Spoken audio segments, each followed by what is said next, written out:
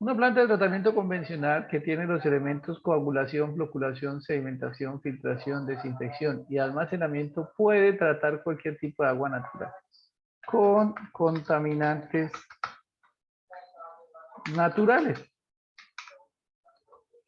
¿Cuáles son esos contaminantes naturales? Bueno, esto ya ustedes lo deben saber porque eso es parte de su curso allá de operaciones unitarias. El contaminante natural pues es lo que el agua recoge naturalmente en su proceso a lo largo de la cuenca y hasta que llega pues, al sitio de captación. Entonces, normalmente cuando el agua está precipitándose como lluvia, pues ahí absorbe unos gases,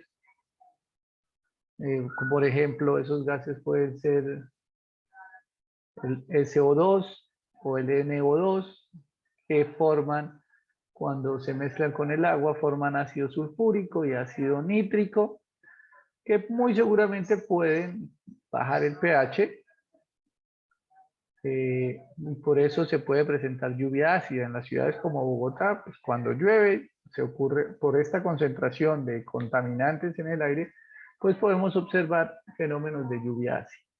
Aquí en Casanare no tenemos ese problema, pero igual si lo hubiera en el aire, pues son contaminantes, llamémoslo, naturales. Están en el aire, pues los puede recibir. Cuando cae el agua, cuando precipita, pues cae en el suelo y empieza a arrastrar una cantidad de elementos, como por ejemplo, principalmente son las arcillas. Las arcillas, cuando se disuelven en el agua, que no se disuelven, sino cuando pasan a la fase acuosa, se convierten en unos coloides o partículas coloidales. Además, pues puede recoger microorganismos naturales, no tan malos, porque obviamente si en la naturaleza hay microorganismos normales, no cólera, no difteria, esos no están tan en la naturaleza. Hay unos microorganismos que están normalmente en el suelo, en el aire y el agua los puede absorber. También recoge ácidos húmicos y fúlbicos.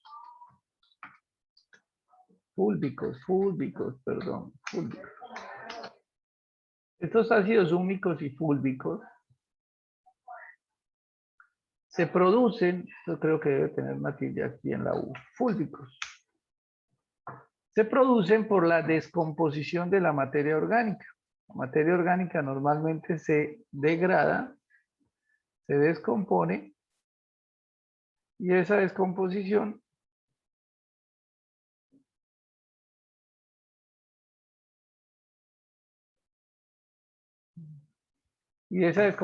se forman unos ácidos. Estos ácidos son colorados, tienen una coloración como gris y le dan unas características al agua. Entonces, a pesar de que el agua tenga esto, pues uno puede tratar. Obviamente, pues si ustedes, por ejemplo, si van y observan el río Cravosur cuando llueve, pues él lleva unas características especiales, se ve negro, se ve amarillo, de lo que recoge en su cuenca. Esta planta convencional puede tratar esa agua. No importa las condiciones que tengan, las puede tratar. Obviamente, si el agua es de mejor calidad, por ejemplo, el agua del río Cravosur en verano, pues el consumo de productos químicos va a ser menor, pero la planta simplemente se tiene que esforzar menos, el operador se tiene que esforzar menos para producir un agua potable. Lo que queremos nosotros aquí es tener un agua potable de acuerdo. ¿Quién me dice que es un agua potable? Pues la resolución 2115 de 2015. De acuerdo a esta resolución, yo puedo o debo producir un agua potable con unas características que les recomiendo que por favor la lean, los que no la conocen la lean, porque tenemos que llevar el agua a unas condiciones de físico-químicas y microbiológicas que permitan que el agua pueda ser consumida directamente de la llave. Con estos elementos, con estos procesos, logramos remover todas estas sustancias que, como les digo, que son contaminantes pero naturales, no son contaminantes antropogénicos. Esta planta de tratamiento no puede tratar una agua residual doméstica. Nosotros no podemos tratar agua residual doméstica para consumo humano, no la podemos potabilizar. ¿Por qué? Pues porque el agua residual doméstica es una agua que tiene una contaminación diferente a la natural, o sea, tiene además materia orgánica. Acá fíjese que en lo que hablamos acá no hay materia orgánica, no tiene descargas. Naturalmente un agua no tiene descargas de viviendas, ni un municipio mucho menos, y mucho menos de industria. Entonces, cuando hay ese tipo de contaminantes diferentes a los naturales, la planta no va a operar o no va a trabajar normalmente. Tendríamos que implementar otros procesos adicionales, por ejemplo, una desinfección, una precloración, una oxidación previa, una torre de aireación. Bueno, hay muchos elementos adicionales que puede uno implementar en una planta de tratamiento convencional, en una planta de tratamiento, perdón. No es una planta de tratamiento convencional, sino va a ser otro tipo de plantas con unos elementos adicionales. Lo importante acá es que obviamente uno nunca va a ir a coger un agua que esté contaminada por actividad antropogénica para consumo humano, porque pues corre el riesgo de que esa contaminación pues afecte a la población a la que uno le va a suministrar, o que en algún descuido esa contaminación se incremente o caiga un contaminante diferente, o bueno, llegue una situación especial y nos afecte 120.000 habitantes, 140.000 habitantes, pues uno no se somete a eso. Entonces, normalmente, cuando uno va a diseñar una planta de tratamiento, pues lo primero que busca es que el agua cruda o que la fuente sea de buena calidad. Y de buena calidad no quiere decir que el agua sea transparente, pura, translúcida. No necesariamente. De buena calidad es que no tenga ningún tipo de contaminación especial que me vaya a perjudicar o que me vaya a dificultar el tratamiento. Entonces, el agua del río Cravosud se puede usar. Obviamente, el río Cravosur tiene unos problemas porque ya tiene unas descargas del municipio de Labranza Grande, de la gente del Morro, entonces eso dificulta su tratamiento. Por eso el río Cravosur se cambió o dejó de usarse como la fuente de abastecimiento de Yopal, aunque en periodos de verano pues no hay más y tenemos que hacer uso de ese cauce, porque normalmente es la tablona que tiene unas condiciones de protección especial, se ha hecho una protección de esa cuenca para que no haya actividad antropogénica, para que no haya animales, bueno, se han hecho unas actividades para protegerla, simplemente es porque se requiere para consumo humano. Si la situación es muy especial y tenemos el agua que está contaminada y no tenemos más, pues tenemos que implementar otros procesos adicionales, como los que les tocó a ustedes estudiar en sus exposiciones, como presentar osmosis inversa, cómo hacer aireación, cómo hacer ablandamiento, cosas de esas que son elementos adicionales a una planta de tratamiento que permiten remover algunos contaminantes especiales que normalmente no tiene el agua. Entonces, ¿qué es lo que va a pasar? Nosotros en este curso vamos a ver estos elementos. O sea, diseño de estos elementos, de estos 6 elementos únicamente. Si el agua necesita un tratamiento especial, pues de pronto ese tratamiento lo podemos conversar, o si quieren ustedes que toquemos algún tema especial, pues con mucho gusto lo hacemos. Pero estos elementos son los que debe tener toda planta de tratamiento normal. Las plantas de tratamiento normales tienen estos elementos. Hay unas que tienen menos elementos. Por ejemplo, la planta de Biesner en Bogotá, que es una planta que recibe el agua del embalse Chingaza, pues obviamente es un agua de muy buena calidad, pues no requiere todos los elementos porque el agua es de muy buena calidad. Ya les dije, estos elementos es para un agua, la peor calidad del agua. nuevamente, que sea contaminada naturalmente. Perdón. O sea que este tipo de tratamientos, digámoslo así, aquí para estos sectores como para los aljibes, así como para que uno capte esa agua, digámoslo, ahí sí la puede tratar con esta convencional. La convencional le trata cualquier agua. Ya le digo, que no esté contaminada. O sea, no le va a echar un agua residual doméstica, porque no la va a tratar. No le va a agregar una descarga del matadero, porque tiene unos contaminantes especiales. Pero casi aquí Pero la mayoría de ríos son contaminados. no, pues contaminados que llama usted, pues no tiene descargas así significativamente grandes, no. O sea, Por no ejemplo, vaya, no va a coger usted el agua del caño Cíbar. No, pues obviamente no, pero el agua del río Charte sí la puede coger porque ya hay un fenómeno de dilución muy grande. o sea que a medida de pronto, como es el río, pues como están las viviendas, esas descargas se hacen muchas veces al río. ¿Eso no afecta luego en ese sentido? Lo afecta, pero muy poco. Si son muy pocas viviendas, por eso le digo, no vamos a coger el caño Cíbar que recibe la descarga de Yopal, porque ese caño Cíbar es principalmente agua residual doméstica. Pero sí podemos coger, obviamente, el río Charte aguas abajo después de la descarga del municipio, porque ya el río tiene un proceso de autodepuración y tiene una capacidad de dilución que ayuda.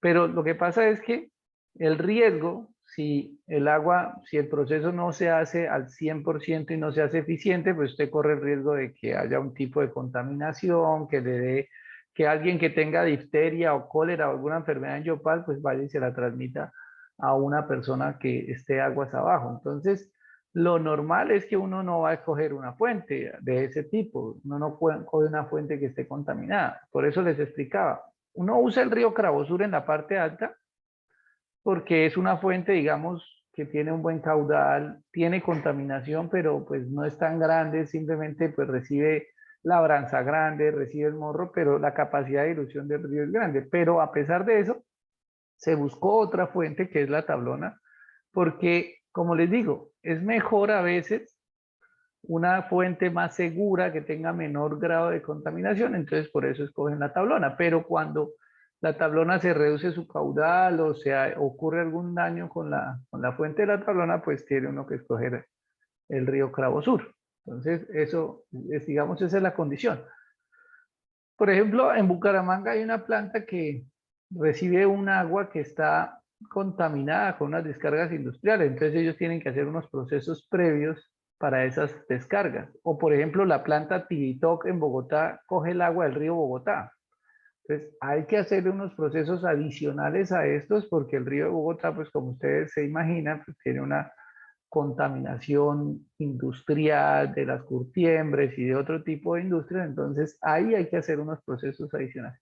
Hablemos de este proceso como una planta o una agua que tiene una contaminación normal, o sea, que nada que sea del otro mundo, que no sea una descarga muy grande, porque, digamos, se puede manejar. Ya descargas muy grandes industriales sí es más complejo.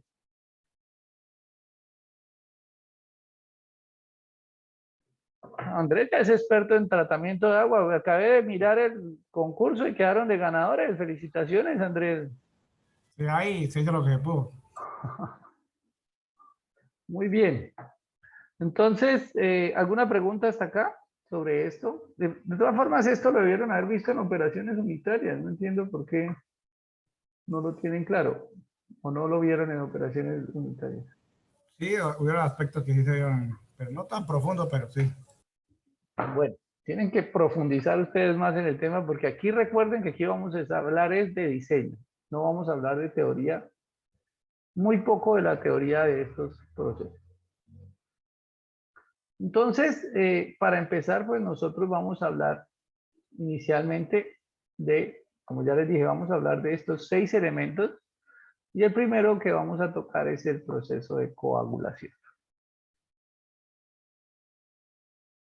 Entonces, pues yo digo que no voy a hablar teoría de coagulación, pero me toca hablar, porque pues si no, no van a entender. Y vamos a hacer un detalle muy superficial de la coagulación, porque A veces no, su fundamentación del curso de operaciones no es muy buena. Como ya les estaba diciendo, normalmente lo que tenemos son unas aguas que tienen unos contaminantes naturales. Principalmente estos contaminantes naturales se llaman coloides.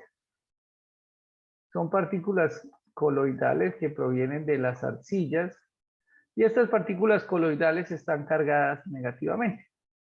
Entonces, cuando uno coge el agua de cualquier río, pues uno encuentra pues que cuando el agua está sucia, obviamente, sucia es que el río está crecido o que ha llovido, entonces el agua coge unas características.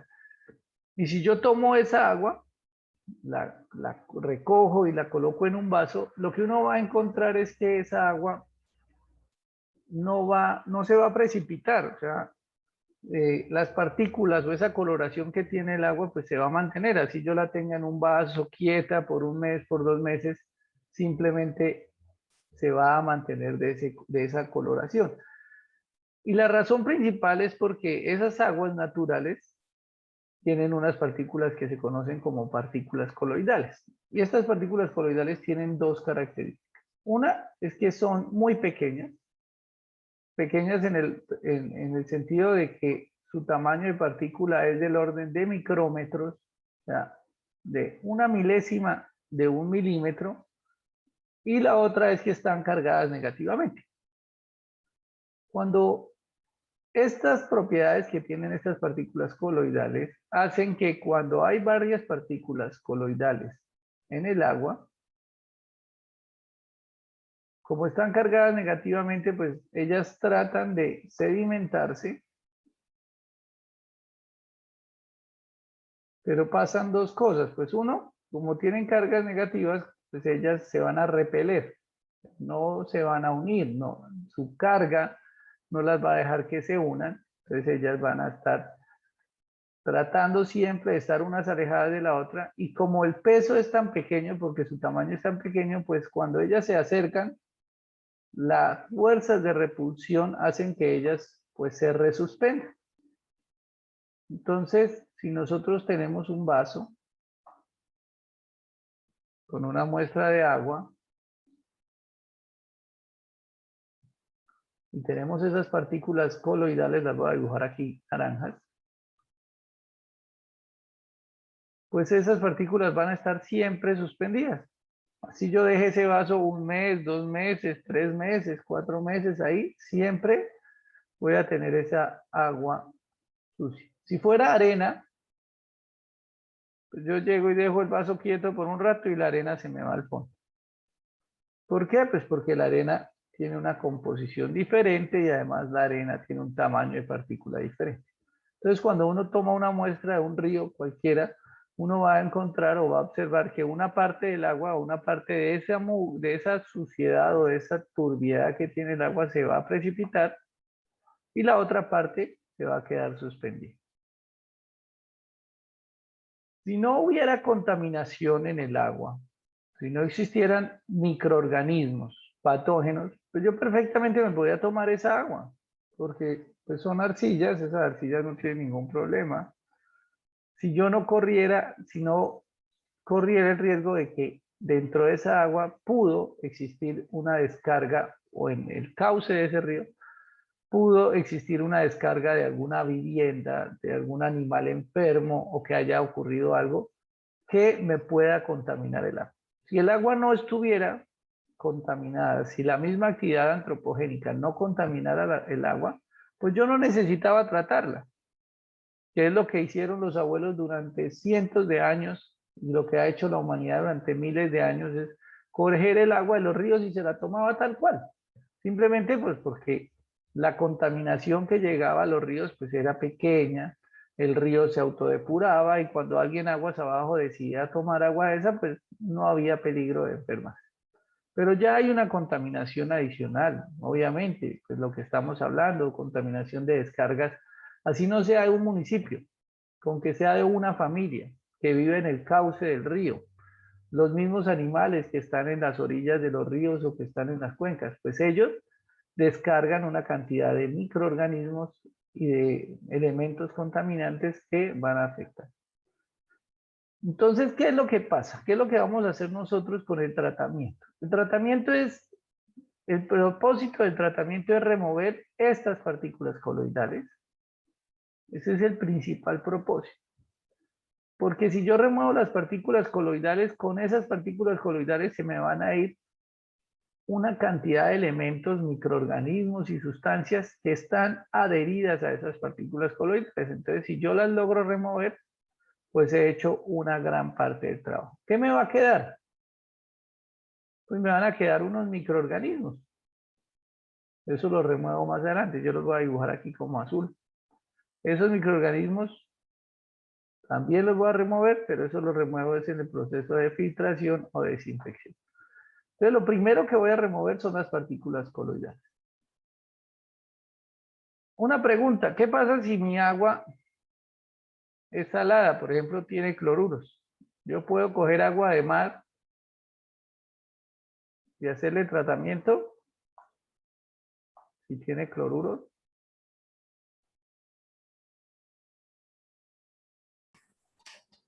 Sí, ingeniero, pero muy costoso. Porque con este tratamiento convencional, como les mostré, se puede hacer. No, señor, creo que es por osmosis inversa, ¿no? Me parece.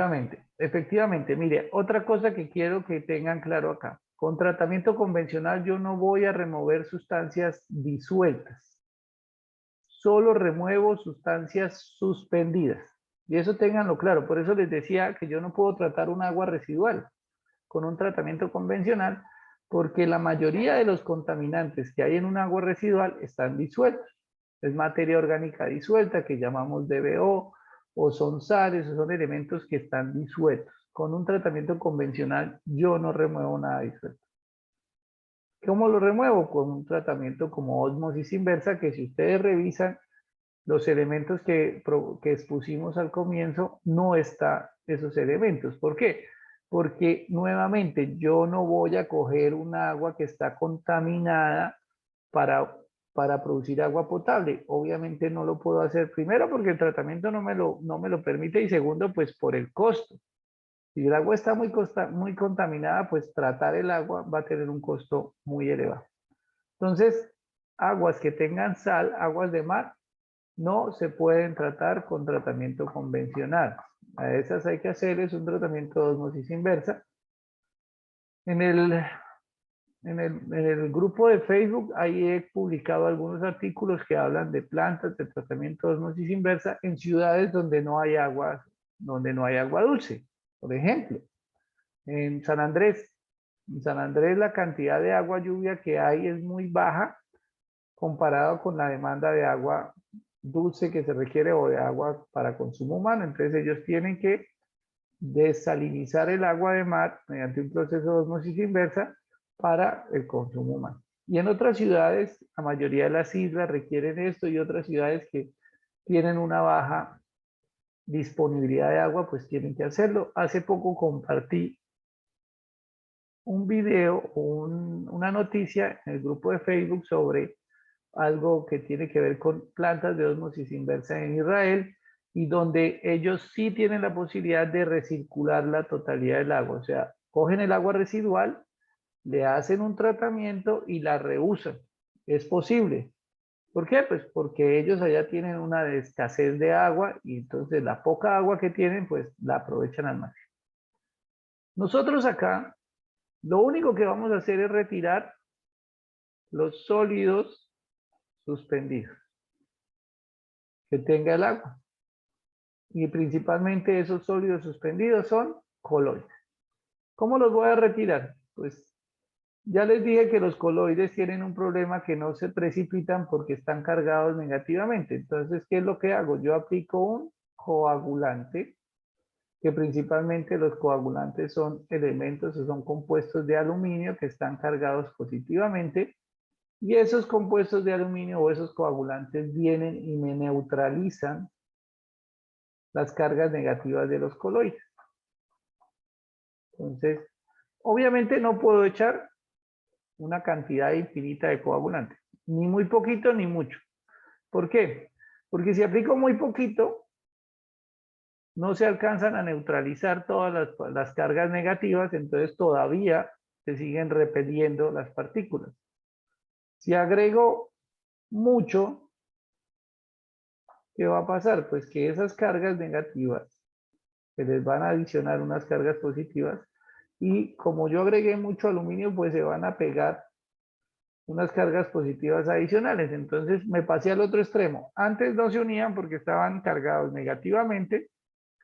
Ahora como le eché mucho coagulante, pues ahora están cargadas positivamente y no se van a unir. Por eso se requiere buscar siempre algo que se conoce como la dosis óptima. La dosis óptima es la que me dice cuál es la cantidad de coagulante que debo aplicar para que la cantidad de cargas positivas sea igual a la cantidad de cargas negativas. De eso sí tengo seguridad que ustedes hicieron una práctica de laboratorio donde calcularon las dosis óptimas en el proceso en operaciones unitarias y pues me imagino y espero que haya sido así, se pudieron dar cuenta que si yo agregaba muy poquito no funcionaba, pero que si agregaba mucho tampoco funciona. Entonces, ese es el proceso de coagulaciones, que yo agrego un coagulante que me neutraliza las cargas. Cuando ya neutralizado, y gracias al mismo proceso de coagulación, estas cargas, como ya están neutras, ahora sí se pueden unir. Ya la fuerza de repulsión que tenían las cargas ya se acaba, se elimina y ya estas partículas ahora sí se pueden unir. Como se pueden unir, pues pueden precipitar. La coagulación no es más sino aplicar el coagulante en una dosis ideal y hacer que ese coagulante reaccione o neutralice las cargas. ¿Qué tiene de especial esta reacción o este proceso? Lo primero es que tiene que tener un tiempo de retención o el tiempo que reacciona esa partícula o que el coagulante viene y reacciona con la carga, con las cargas negativas, tiene que ser menos de un segundo. Eso es una de las restricciones que exige el proceso de coagulación, porque si yo no hago que entre en contacto rápidamente la partícula, el coagulante con la partícula coloidal, pues el coagulante él solo se empieza a polimerizar. Que los invito a que lean por allá sobre coagulación en el libro de Arboleda, que los invito a que lo vayan y lo busquen en la biblioteca. El coagulante se polimeriza él solo. Entonces, si yo no logro que el coagulante entre en contacto con el coloide, pues lo que estoy haciendo es perdiendo la plata, porque el coagulante se polimeriza él solo y no me neutraliza las cargas. Entonces, él va y reacciona por allá él solo, pero las cargas siguen negativas. Entonces, lo especial de la coagulación es lograr que se cumplan unos criterios. El principal criterio es que el coagulante entre en contacto muy rápidamente con las partículas coloidales y para eso pues tiene que entrar en contacto muy rápidamente con toda la masa de agua. Y una vez él entra en contacto con la masa de agua y neutraliza las cargas, pues ahí sí, después de que ya ha neutralizado las cargas, ahí sí podemos dejar que él se polimerice. ¿Por qué? Pues en esa polimerización de él mismo, pues va a hacer que